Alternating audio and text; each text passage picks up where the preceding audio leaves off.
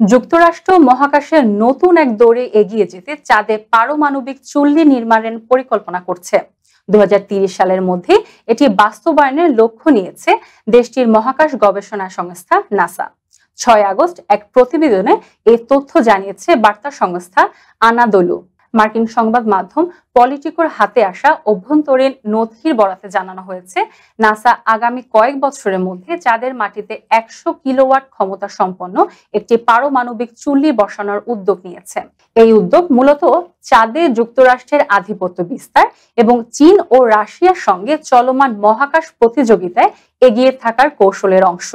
নথিতে সতর্ক করা হয়েছে, যে দেশ প্রথম পারমাণবিক চুল্লি স্থাপন করবে তারা চাঁদের নির্দিষ্ট অঞ্চল নিজেদের নিয়ন্ত্রণাধীন এলাকায় ঘোষণা করতে পারে, যা অন্যদের প্রবেশ সীমিত করবে। তবে প্রকল্পটির অর্থায়ন নিয়ে প্রশ্ন উঠেছে।